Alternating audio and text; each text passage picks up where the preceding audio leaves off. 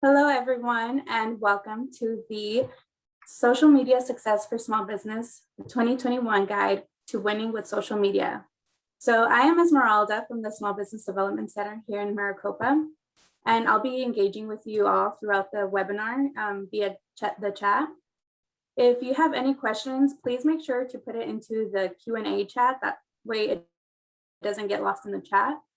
We will also be having a survey at the end, so we appreciate any feedback that you may provide for us. We'll give everyone some time. We'll see people are showing up. We'll give people some time to get registered, get it online. So for now, I'll let Paula give us some information, some background about the SBDC and our services. Good morning. Thank you, Esmeralda. Yes, my name is Paula Whittigan. I'm the CARES Program Supervisor at the Maricopa Small Business Development Center, and welcome to our webinar today. So before I turn it over to our guest speaker this morning, Samantha Soffici from Thryv, I want to give you just a very brief overview of who the Maricopa SBDC is. I think we have several people on the call today that are maybe new to SBDC. So the Maricopa SBDC is actually part of America's SBDC network. It's a national network, but it's also a network within Arizona. So you'll find small business development centers across the country, but also we have about 10 centers across the state of Arizona. So if you're joining us today outside of Maricopa County, just know that there is going to be an SBDC center located near to where you are doing business. Here in Maricopa County, we have about 15 counselors that serve our small business clients. And what we offer, the main service is no-fee counseling. And we also offer low or no-cost training, such as the one today. And also we have a variety of resources that we provide to the clients that we are working with. And our website address you see there is on the screen. So we help our small businesses in a variety of technical assistant areas. And this is just a sampling of some of the areas we help our clients with.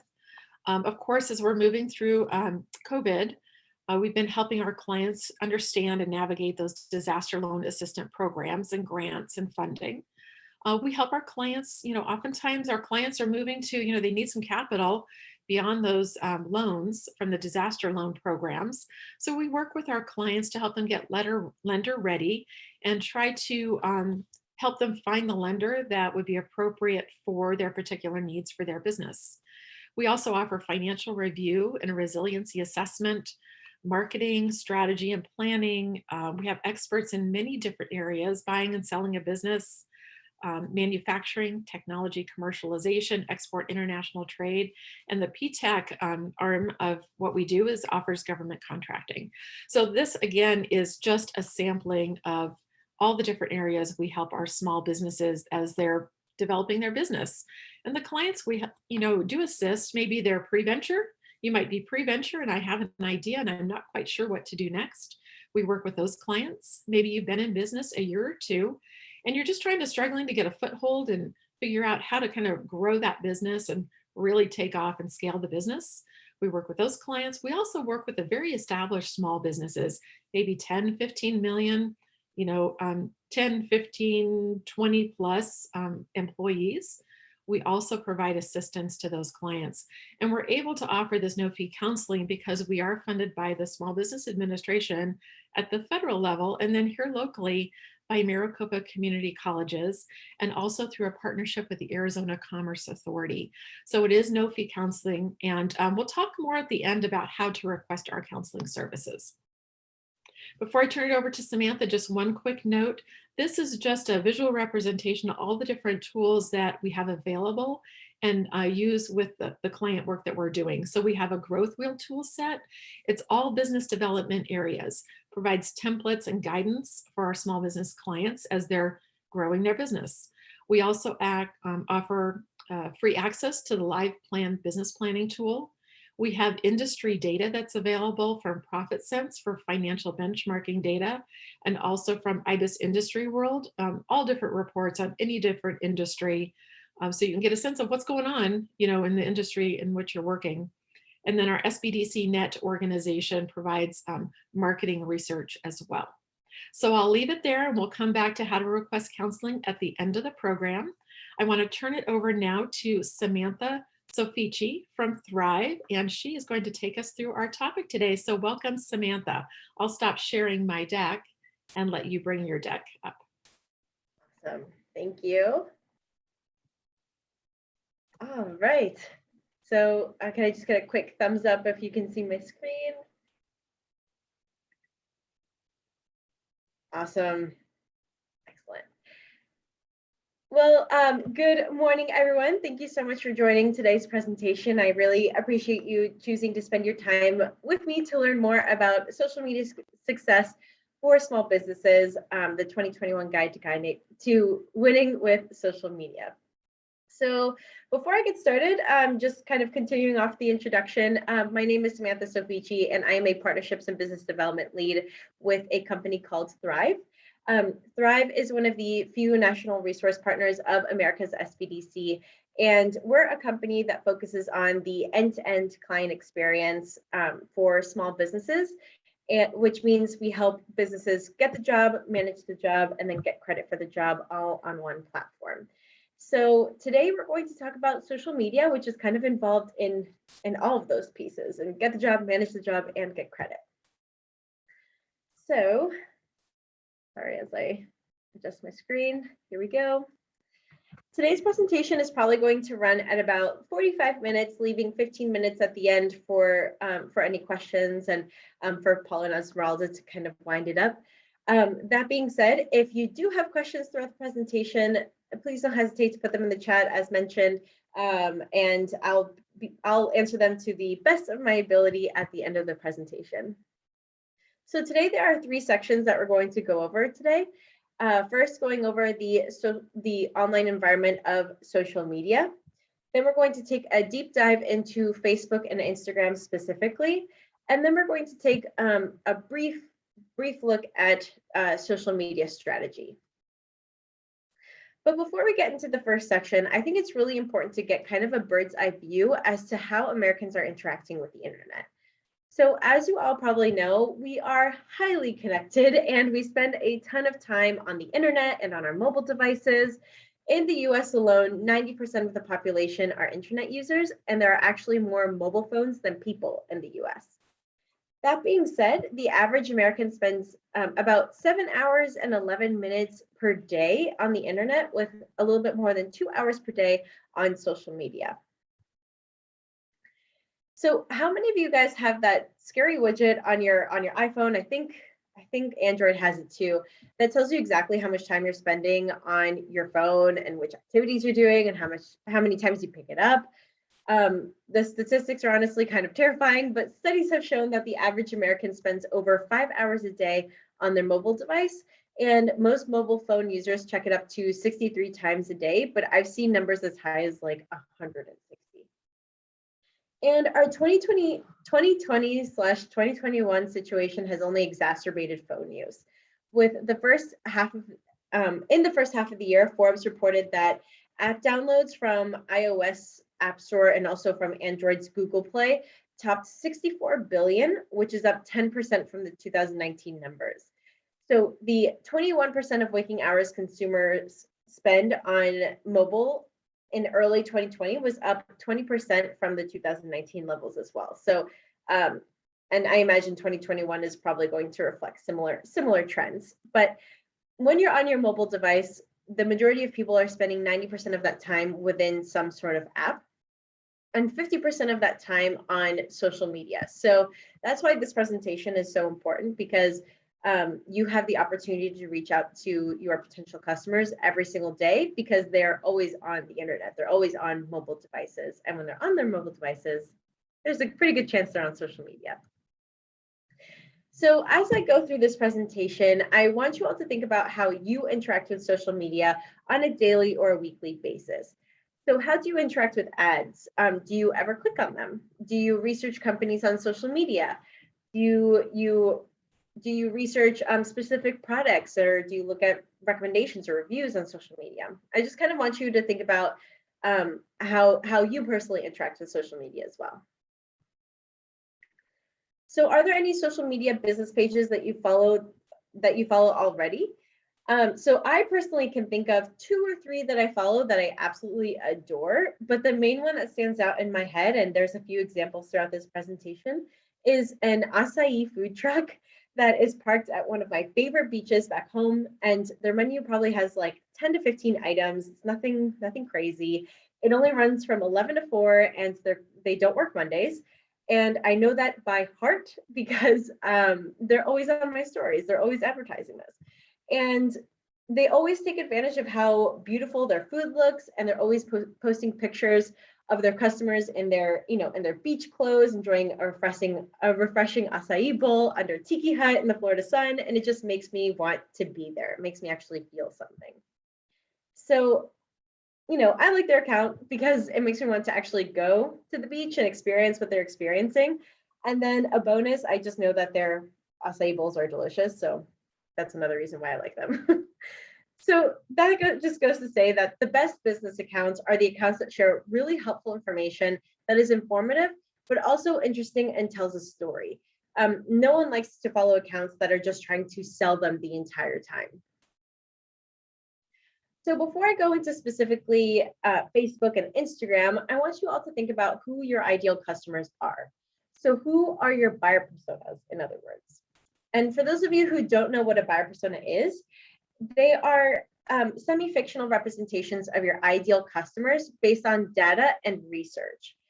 So having a deep understanding of your buyer personas is critical to driving content creation, product development, any sort of sales follow-up, and pretty much anything that relates to customer both acquisition and also retention. The strongest, sorry, I lost my train of thought. The strongest buyer personas are based on both market research as well as insights that you gain from the customers that you already have. So actually talking to your ideal customers that buy from you every day. So to build your buyer personas, research, you can ask your salespeople, and you can even interview your ideal customers that you already have. Try to understand their demographics, so things like their age, where they live, their income, their demeanor, and also their motivations. So things like their goals, their challenges, and how you can help them and how your products or your services can help. So before jumping into a social media strategy with any platform, whether it's Facebook, Instagram, LinkedIn, YouTube, any of them, you absolutely and 100% need to write down and actually physically write down or type out who your buyer personas are.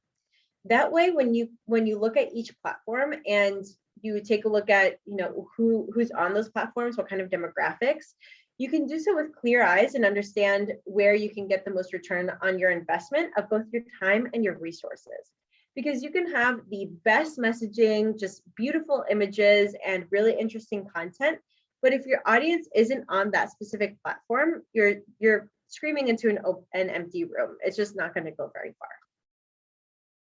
So with that in mind, I'm going to take a deeper dive into 2 of the largest and most popular platforms in the United States, and that is Facebook and Instagram. And we're going to start with Facebook. So here are a few facts about Facebook that are pretty important to know to consider if it is worth your time. When looking at these statistics, think about whether or not your buyer persona or your customer base is on Facebook. So taking a look at some of these impressive statistics, 25 to 34-year-olds are the largest demographic on Facebook, accounting for about 25%. However, if you're trying to sell to teenagers, for example, 34% of them say that Facebook is for old people, which, stab to the heart. But all in all, Facebook is a pretty safe bet because especially if teens aren't your ideal customer profile or your buyer persona, with over 70% of the people on the platform being between the ages of 18 and 44, which is, a decent part of the population. And the statistics back that up. In the United States, Facebook is the second most social media platform behind YouTube, with around 70% of internet users saying that they used it within the past month. And considering among its users that 98% of them access Facebook via mobile devices, it's no surprise that Facebook is the #1 social media app based on monthly active users, with Facebook Messenger coming in second place. And Americans are spending a decent amount of time on the platform, with almost an hour a day of scrolling and chatting and sharing and posting, all on the Facebook platform. That means you have an average of almost an hour a day to reach your customers every single day.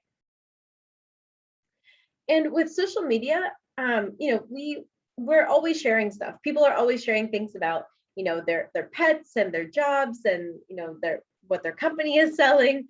And there's just so much content that all the social media sites have a really big responsibility. They need to make sure that the content that you're seeing is actually relevant to you.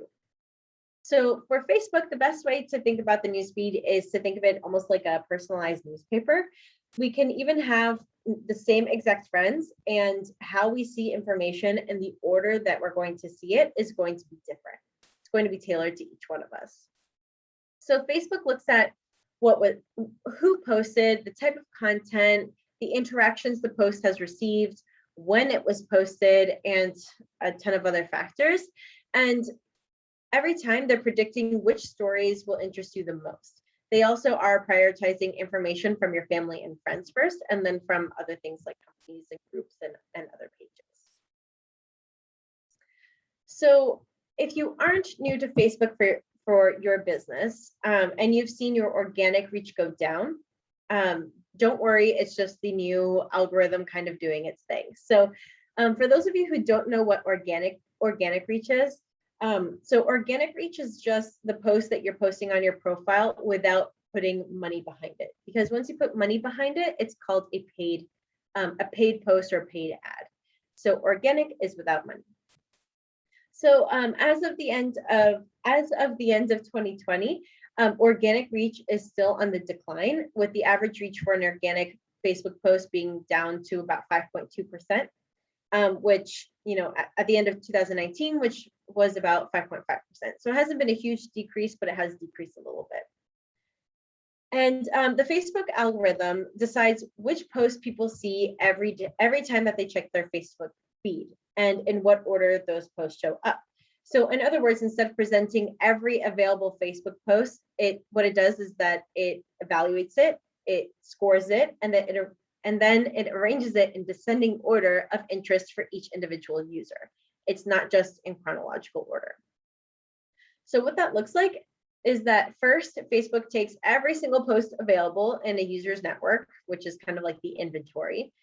And then it scores those posts according to a predetermined ranking signal just internally, like the type of post, the recency, the following, etc. Next, it discards any post that the user is unlikely to engage with based on the user's past behavior. It also demotes content that users just don't want to see, things like clickbait and misinformation, or content that they've indicated that they just don't want to, that they don't like. Then it runs through a more powerful network over the remaining posts and scores them in a personalized way. So for example, I'm 20% likely to watch a tutorial video from my cooking group, but 95% more likely to post a heart reaction to a photo of my brother's new puppy. And it ranks it in order of value. So, and finally, it arranges a nice cross-section of media types and sources so that the user has an interesting variety of posts to scroll through. So if you go through your Facebook page, and you'll notice that it's like, a photo post, a status, an article, and a video, and it's never going to have like 10 videos in a row. It'll have a nice little array.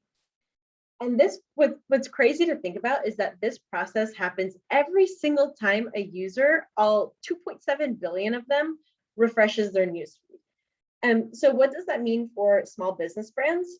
When it comes to earning more organic reach, the Facebook algorithm will reward you for posting content that people actually engage with. So one thing that companies should do on Facebook to help with that organic reach and to help reach the people that that should be reading your content is to take advantage of the many ways that you can post content. So there are the classics that we know and love, like status and a photo post and just a piece of content. or a video, but then there's the new school ways as well. Maybe take a live video tour of your facility, or of you baking your famous treats or grooming a pup. There are just so many things that you can do with live video, and what's great about it is that it allows you to be authentic and unscripted, which people love, and you'll see that as kind of a common theme throughout this presentation. Stories are another great way to show authenticity and also award those fans that pay attention to those exclusive 24-hour only offers. So stories, for those of you who don't know, you'll also find them on Snapchat, which Facebook and Instagram copied off Snapchat, and also on Instagram. And what they are is you post a story to Facebook or Instagram, and they will be live for only 24 hours. And then once the 24 hours is up, it'll disappear. So I've seen businesses announce things like giveaways and coupons and product drops all through stories, and then they don't announce it anywhere else, just to show, just to give those people who follow their stories that exclusive kind of glimpse. But try a combination of the Facebook posts to get in front of your buyer persona the way that they want. If your personas seem to love stories and interact with you on stories, then make sure to prioritize posting there. If they love polls, then go for that. Just try stuff out, A/B test, and make sure to stay consistent. So if you're new to Facebook and you aren't very active, these next 5 tips will help you get set up so you're ready to market your business ASAP. And if you already have your Facebook page set up and ready to go, this will just kind of serve as a good refresher, and maybe you'll learn something new. So when setting up your Facebook business page, it can be a little overwhelming at first. If you take a look at this picture, all of those red squares are opportunities to make your page look really great. So Facebook offers a variety of business page templates with default buttons and tabs to help marketers showcase the content in the way that best aligns for that specific business type and goals. So while the templates look somewhat similar, they prioritize information based on your business or your industry, such as posting or promoting the donate call to action button, or the ability to start a fundraiser for a local nonprofit. Those are things that, as a venue, you won't really need. Once you choose your template and fill out the basic information, make sure to go to your settings tab and set up your preferred page audience. Facebook will use this information to help you connect users that you identify as most valuable to your business to your specific page. It works the same way as audience creation does within the Facebook Business Manager UI, which is like the paid ads portion of Facebook. But there's no need to get too granular here, but just kind of painting a picture of your ideal prospect will help Facebook suggest your page to people who might actually really enjoy it. And that should sound familiar, because if you do your homework and you find out who your buyer persona is from the beginning, then creating this sort of persona on Facebook should be relatively easy. Next is adding a button to your business page. And this is a simple kind of low stakes way to push your visitors towards a specific action.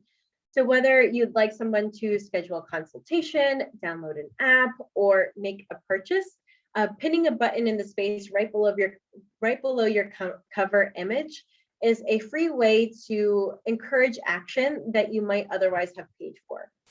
And on Facebook, there are 5 calls to action available, and those are book services, get in touch, learn more, make a purchase or a donation, and download an app or a game.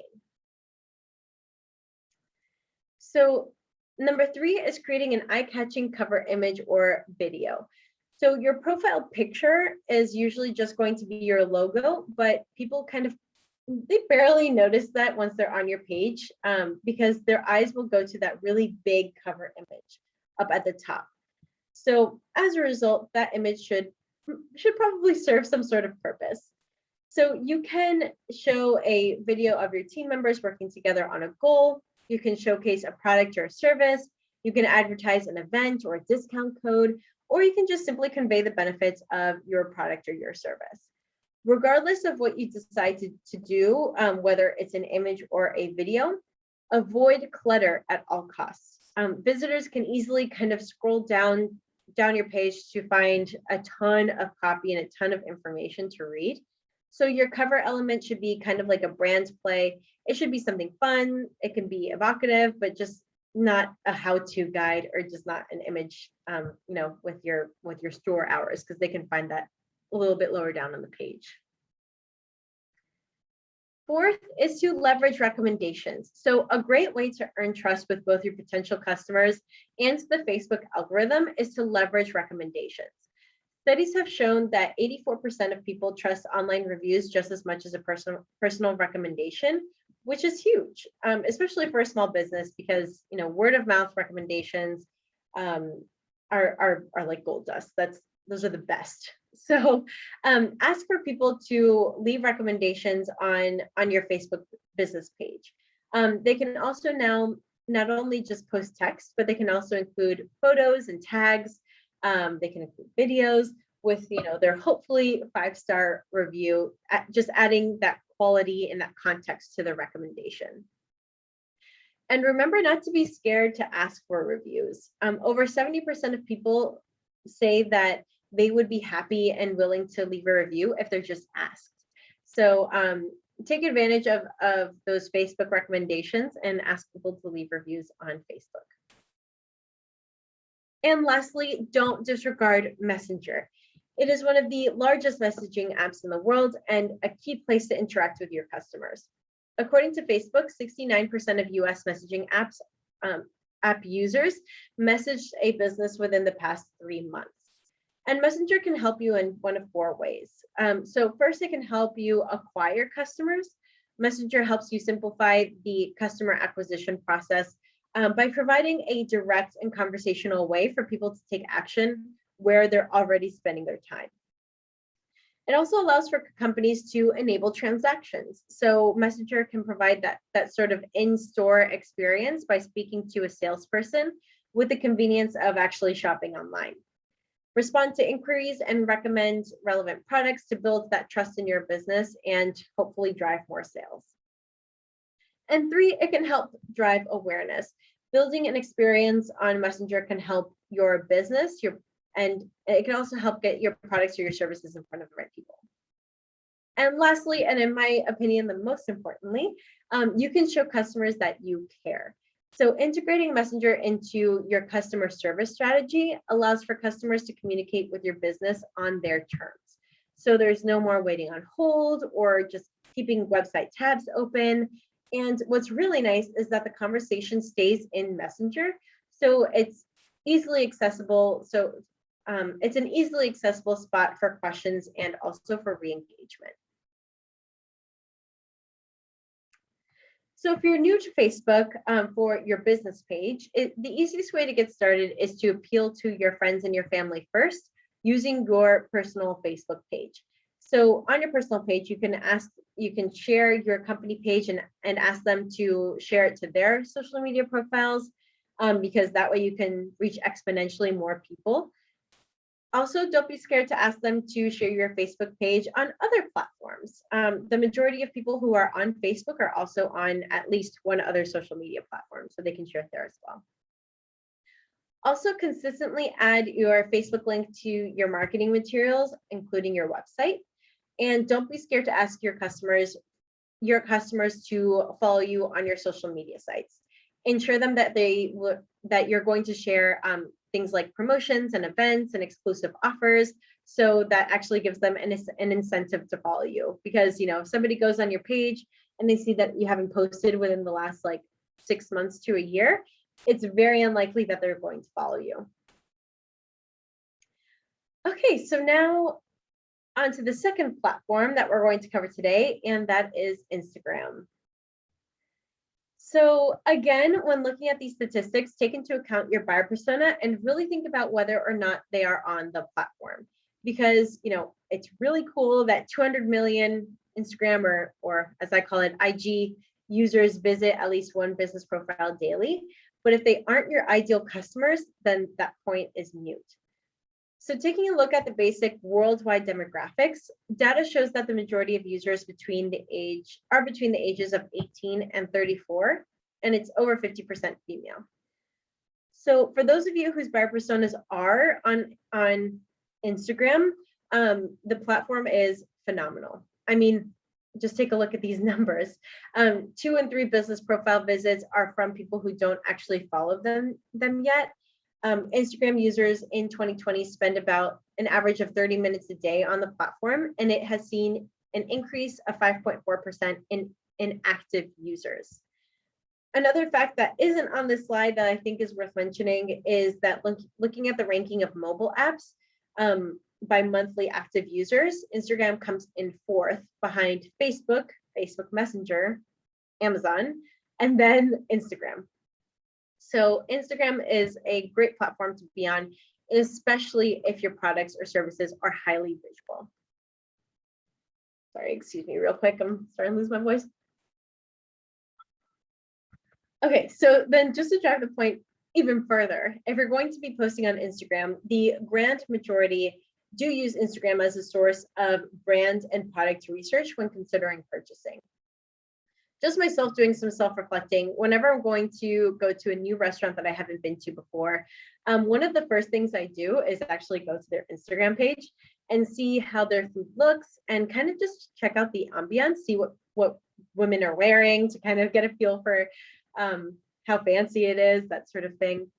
And I also like to do the same thing when I go to a new city and see if there are places that people are visiting that aren't as well known, that aren't as touristy, that are actually worth seeing. So I can kind of like just look up a hashtag. I also admit that just looking at these numbers, so 81% of people use Instagram to help research products or services. So that's me. And 130 million Instagram users tap on shopping posts every single month. And I can also admit shamelessly that I have bought stuff from a company on Instagram solely because their ad was really convincing and perfectly timed. So it works. But unlike Facebook, Instagram doesn't give you too many opportunities to customize your page. You have the ability to add one clickable link to your bio.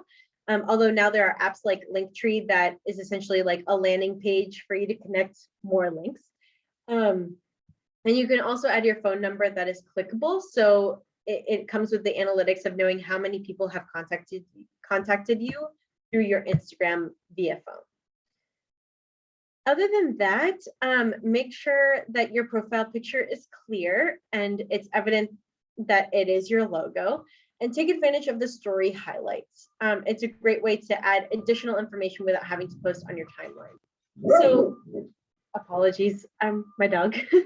So just taking a look at this profile, this is the profile that I mentioned earlier of that acai bowl place. And they do a couple of things really well that I mentioned. So you know that they are e-tail bowls based off of that really clear profile picture. They also have the one link available. I was viewing this on my desktop, so they didn't have a click to call button, but on the Instagram app they do. And those little circles on the bottom where it says smoothies, bullet coffee, bestseller, takeout, those are the story highlights. And I'm going to get into this a little bit later, but just know that those are the stories that last 24 hours. But if you save them to your highlights, they have more of like a semi-permanent place on your profile that isn't an official picture. But people can click through and see the story that you posted a while ago, but saved it onto your profile. So keep in mind that on Instagram, just like Facebook, it no longer displays posts on your feed based on chronological order. Instead, it has an algorithm that takes 6 factors into consideration, including interest, relationship, timeliness, frequency, following, and usage. So your Instagram feed isn't only based on who you follow, it's also based on the accounts and types of posts that you've liked historically. So things that people that you find on the Explore page that you like or that you watch, that sort of thing. So the more the Instagram algorithm thinks that you will like a certain type of post, the higher it will appear on your feed. Basically, what you see in your Instagram feed is a combination of all of your Instagram behaviors. The accounts that you interact with the most, the people that you're tagged in photos with, and of course, the type of post that you like and comment on. So with that in mind, there are also multiple ways to post and engage with your audience. And just like Facebook, I divided it into the classics and also new school. And I'll go into a little bit deeper in a second. But before reviewing the post, I think it's worth mentioning that about a week or two ago, Instagram came out with an announcement saying that they're going to be more so focused on videos. So making sure that when taking a look at your Instagram strategy, if you had a lot of like picture posts planned, if you're able to make those into a video of some sort, or kind of shift your focus more so towards video posts, you will see more organic reach just because they're tweaking their algorithm to favor videos over pictures. So just something to keep in mind. That being said, you still can post photos to Instagram, and you should to a certain degree.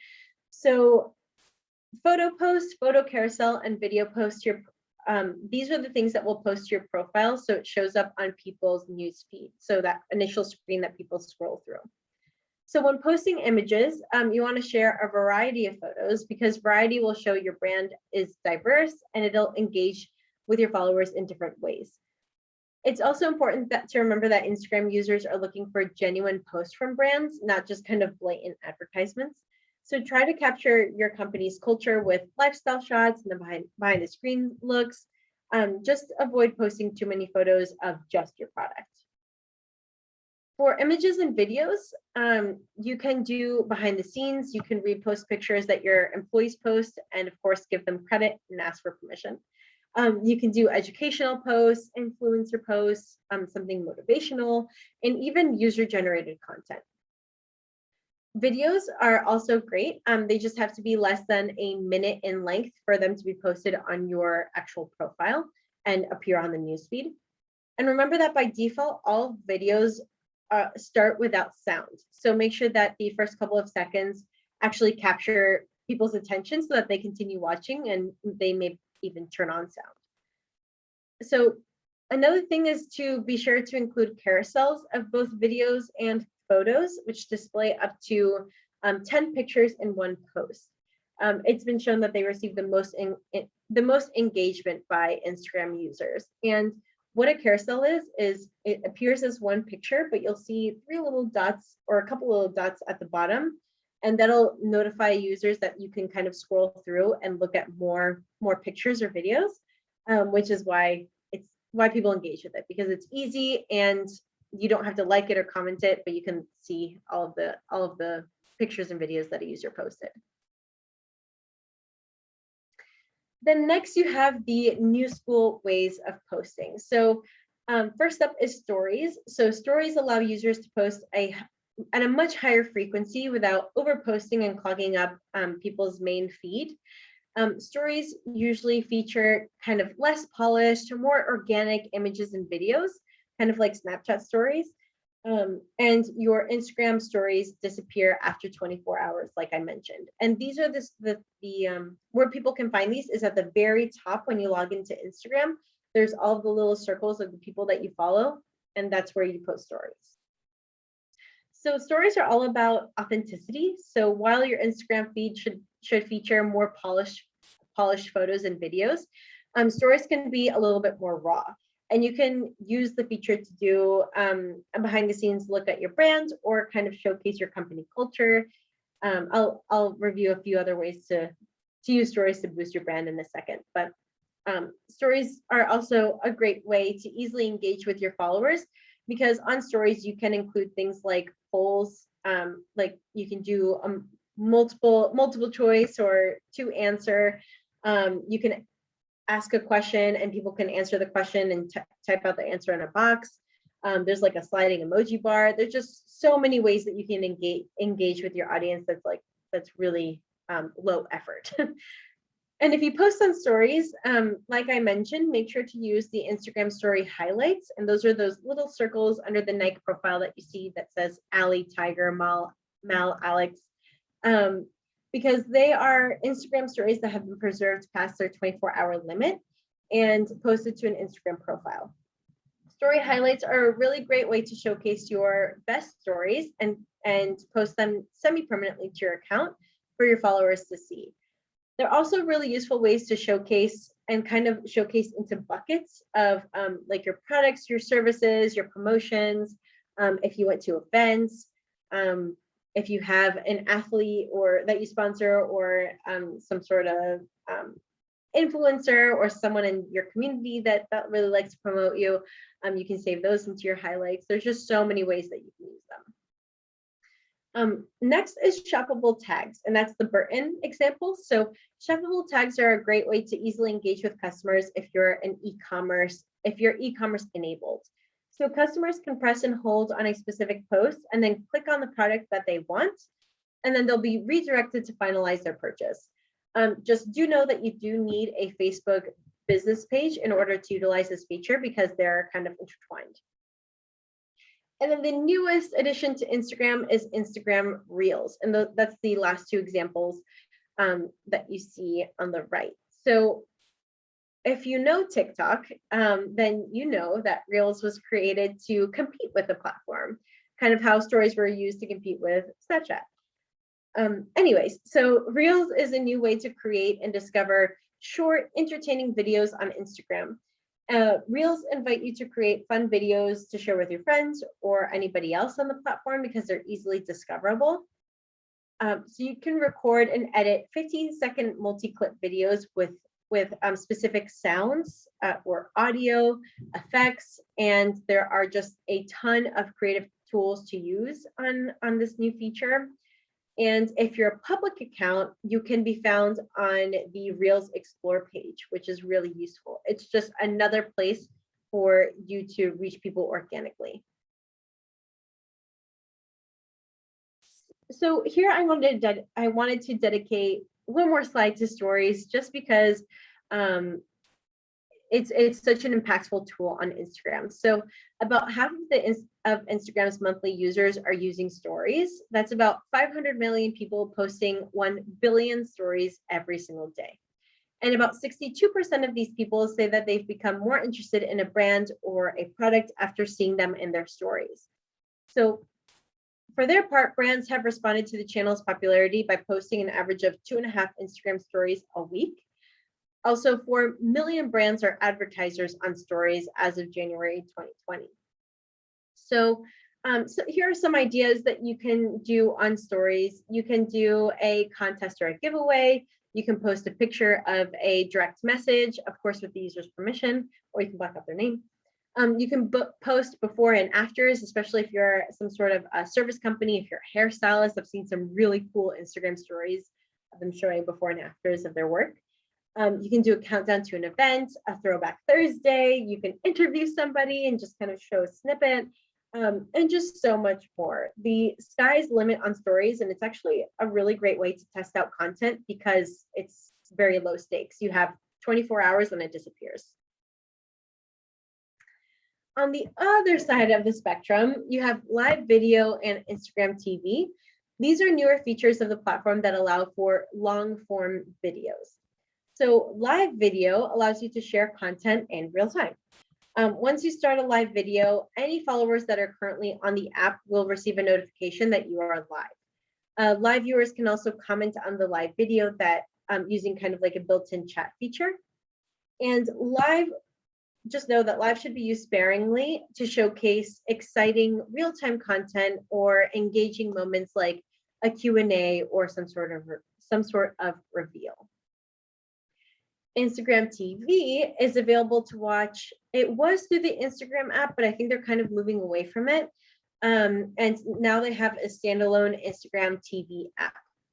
So through IGTV, users can view long form vertical video instead of the horizontal video on YouTube from Instagram creators. So the type of things that you'll find on there are things like cooking videos and interviews and product reviews and product reveals and tutorials, that sort of thing. What's the main difference between Instagram Live and IGTV is that IGTV is uploaded footage, which gives the users an opportunity to edit and fine-tune their video, whereas Instagram Live is filmed and uploaded live.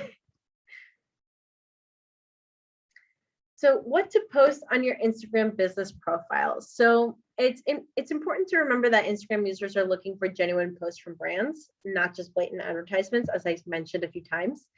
So try to capture your company's culture with lifestyle shots, and avoid posting too many photos of just your product. And I mean, you can post photos of people using your product or eating your product or that sort of thing, but just posting a picture of what you're selling, just try to avoid doing that. So I did want to just at least mention ads on Facebook and Instagram. But to be honest, we can have a whole hour-long presentation on Facebook and Instagram ads. There are actually like full blown out courses and certifications on the topic. But I wanted to at least dedicate 2 slides to it. So Facebook advertising is now one of the most effective tools out there to grow your business, is what they claim, create loyal customers and generate leads and sales. And there are over 3 million businesses advertising on Facebook. So there are multiple ways that you can advertise on the platform, like through single image or carousel ads, video, stories, polls, slideshows, collections. There's even things like augmented reality. But just to keep it simple, on this slide, here's an example of a carousel ad, which is up to 10 images, as I mentioned before. And the reason why I wanted to single out this specific kind of ad is because on carousel ads, you can add a specific URL to each individual picture. So they can be redirected to different pages depending on what they actually click on, which I think is really cool. And then just to mention ad placement. So these are examples show where the Facebook ads appear on the Facebook newsfeed and Facebook mobile, the mobile app on the right rail. And Instagram ads do look very similar to Facebook mobile ads. However, they appear on the Instagram feed, and you can also put it on stories if you decide to advertise there. So with all of this in mind, one other platform that I wanted to at least mention is YouTube, because YouTube is such an impressive platform, not only in the US, but also globally. But again, when thinking about YouTube, think about your persona. Is YouTube a platform that they spend any time on? Are they likely to do product research on YouTube? And if the answer is yes, you are in luck, because 1 billion of hours of YouTube is watched every day around the world.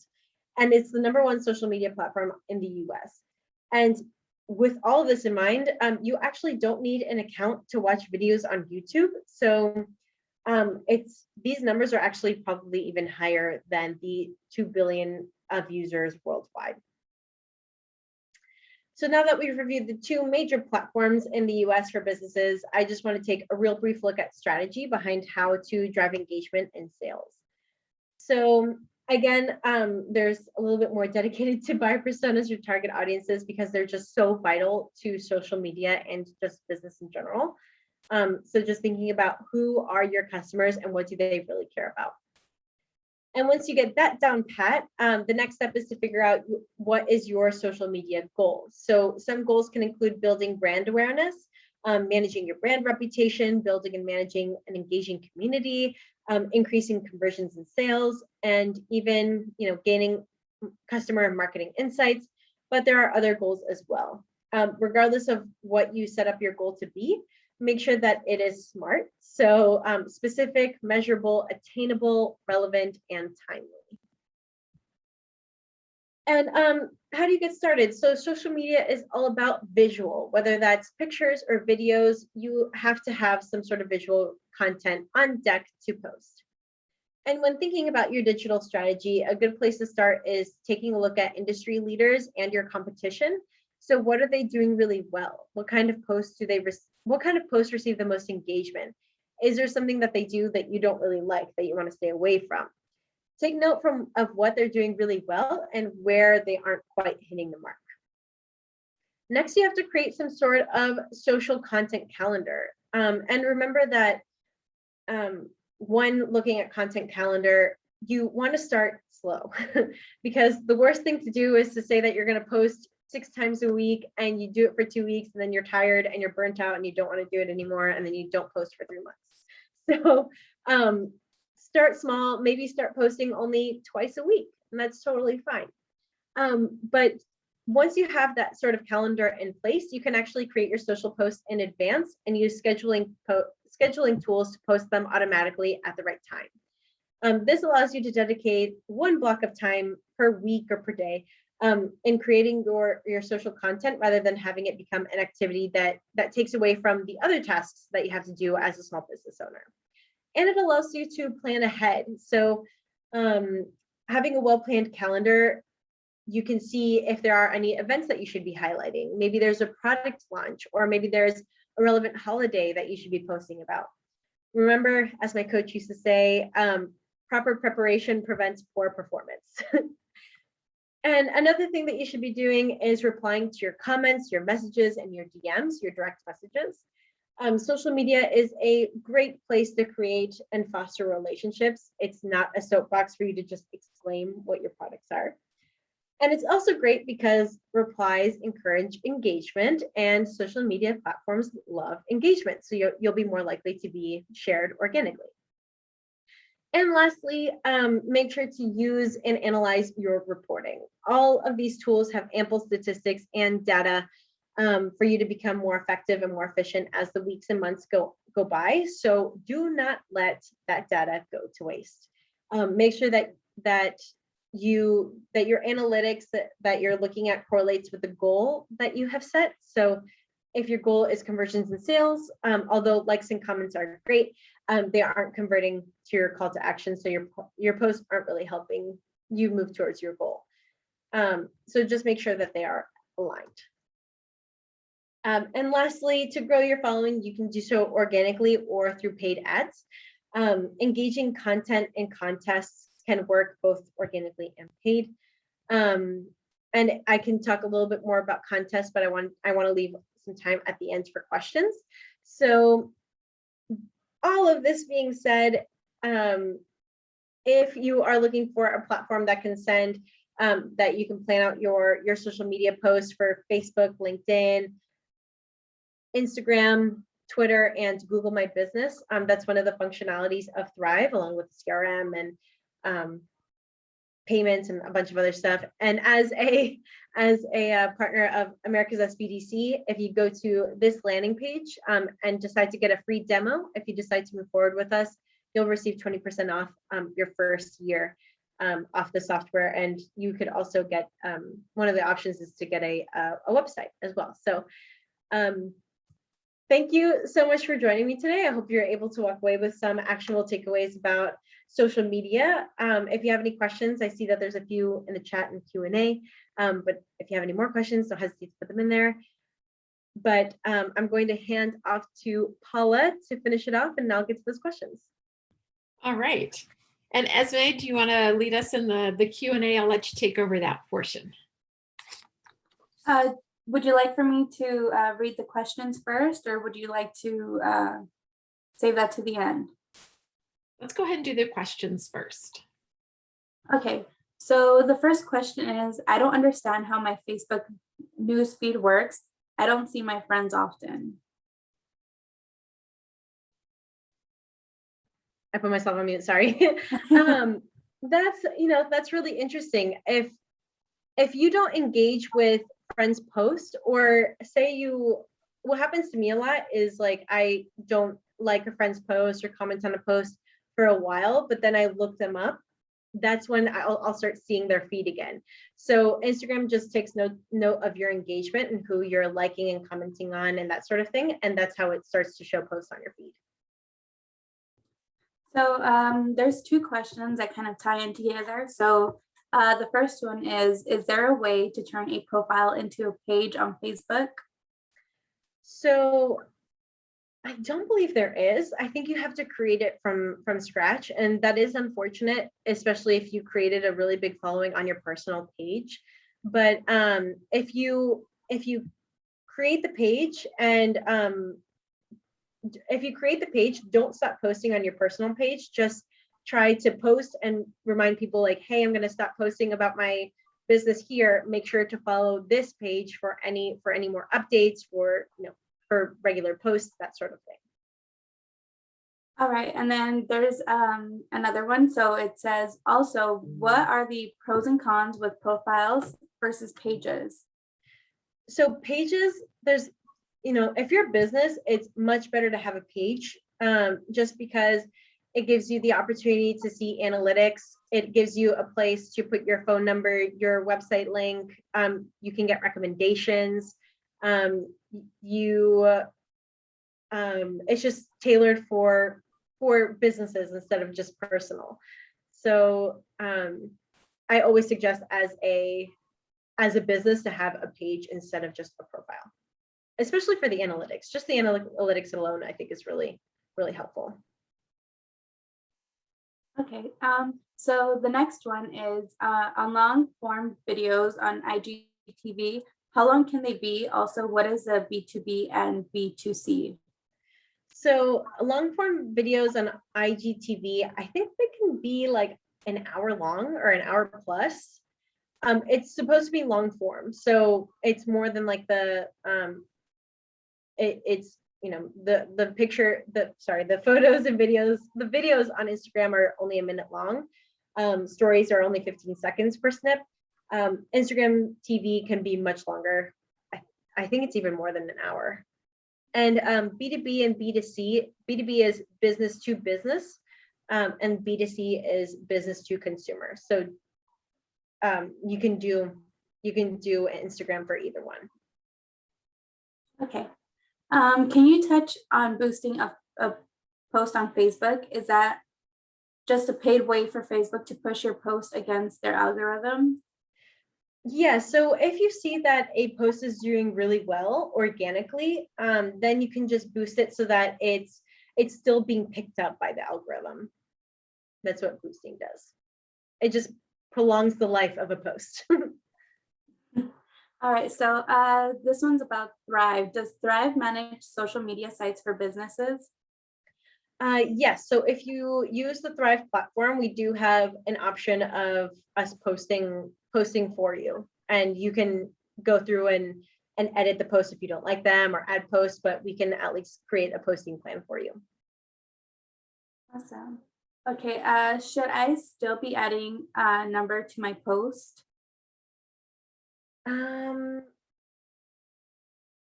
So if you have a business page, I guess it just depends. If you have a business page and you have your phone number on your Instagram and on your Facebook, if they want to call you, they can just go to your page and then click on the button and it'll automatically connect them, instead of them having to like go to your Facebook page, like go back to their phone, dial it out, and like maybe not write it correctly or whatever. So that's another great reason to have a business page instead of just a profile, because they can just click the call. Yeah. I want to ask if I should add hashtag to my post of what I do. Hashtags, not number. Okay. Oh, hashtags. Oh my gosh. Yeah. I just bad millennials of us. So hashtags are great if you want to. my bad, Maribel. So yes, hashtags are still great because they group posts together. And it also helps the algorithm know what the post is about. So if you're posting about like, restaurants in Miami, like you can hashtag Miami, hashtag like the kind of food, hashtag, and that'll just be helpful for the algorithm and also for grouping it together. All right, so there's no more questions on there, but we do have one in the chat. Is Facebook still prioritizing groups over pages? I haven't heard anything of that as of late. I know at one point they were, and it confused the heck out of people because groups are kind of hard to manage. But I haven't heard anything as of late, unfortunately. The latest thing I heard was about Instagram and them prioritizing video. All right, well, thank you. Those are all the questions that we have. Oh, actually, I spoke too soon. Does TikTok does TikTok help as well? I ask because I can add music, and it seems it's easier to add videos or to make videos. If if your buyer persona, if this goes back to your buyer personas, so if your buyer persona is on TikTok and it's shown to be kind of like a younger user base, then yes, absolutely, go on TikTok, create videos on TikTok. And even if you like TikTok's interface better, I think there's a way, and there's a blog post about how to do this, that you can save your TikTok videos and then post them on Instagram, or like repost them. So you're not like just tied down to TikTok, even though maybe your user base is on Instagram or on Facebook. I feel like that was like fire chat. That was quick. That was really quick. All right, well, those are all the questions that we have. Paula, do you want to do our little SBDC dance? Yes, so yeah, just to wrap up the conversation, thank you again, Samantha, for coming and being with us today to share all the information that you did. And again, Thryv is an official SBDC partner. So check out what they have to offer there as well. So we talked briefly about how SBDC helps clients, but related to this particular topic today, Samantha mentioned know your target audience, know your buyer persona, just foundational things that are so important when you're going out to market. This is just one area that SBDC counselors can help you. It can feel very overwhelming to really look at who's the target segment. Even just knowing, you talked about, Samantha, competition, but even knowing what's going on in your industry, things are changing all the time. And SBDC has those industry reports to kind of help keep you in the know and looking at that on a regular basis. So if you're interested in our counseling services, it's very easy. Just go to maricopa-sbdc.com. You'll fill out a request for counseling form. You'll be assigned to a lead counselor, and we'll have an initial counseling session. We'll sit down, we'll get to know who you are as the business, what are your goals, what are the challenge areas, and identify where can SBDC help you. Because there are a lot of different resources out there. I myself work with many different clients that have many different resources in their network. And so SBDC counselors can just be one more of those resources. And again, whether you're just very early into entrepreneurship or you're that established business owner, we have expertise and knowledge and tools and things that can help you with your business. After the initial, we schedule follow-on sessions because we're here to help you kind of for the long term. We want to see you hit those goals and make those dreams happen for your business. And of course, we track goals as well as part of our commitment to the funding sources of, I can help our small businesses create that economic impact. And so check us out, maricopa-sbdc.com. If my computer will cooperate. Okay, here we go. I'll just scoot ahead to some upcoming webinars. If you are thinking about buying a business, or maybe acquiring an existing business, or know someone who is, we have a session coming up on Thursday. Nancy Hahn is one of our counselors. She will be taking you through the process about, what that means to buy a business. Very important to know before you head down that path and be informed. We have our next Grow with Google series coming up on the 20th about learning the basics of Google Ads. Employee retention tax credit. This is a tax credit that's available to businesses. And on the 27th, we will have an expert speaker come in and talk to you about what is this employee retention tax credit? Does it apply to my business? So if you're not up to speed on that, I would encourage you to join us on the 27th to learn more about that. And then Samantha is going to be back with us again on August 5th to talk about reviews matter and how to manage and optimize your reputation. Another really, really critical topic as you're trying to market your business. So hopefully you'll join us. The registration is the same way you registered for this one. Go to SBDC, Maricopa SBDC, and go to our events calendar and register there. And I'm just going to skip ahead. Here's my contact information. If you have any questions, certainly feel free to reach out to me by email, and then our link again to request counseling. And thank you all for joining us. Esmeralda, I'll let you close us out. Thank you, Paula. So thank you again, Samantha, for your presentation. I'll be sending everyone an email tomorrow with the link to today's recording, along with the presentation of the PDF presentation of Samantha's PowerPoint. And if you could please answer the survey after the webinar ends, we'd appreciate any feedback that you provide us. Thank you all for joining us today. Have a nice day. Bye-bye.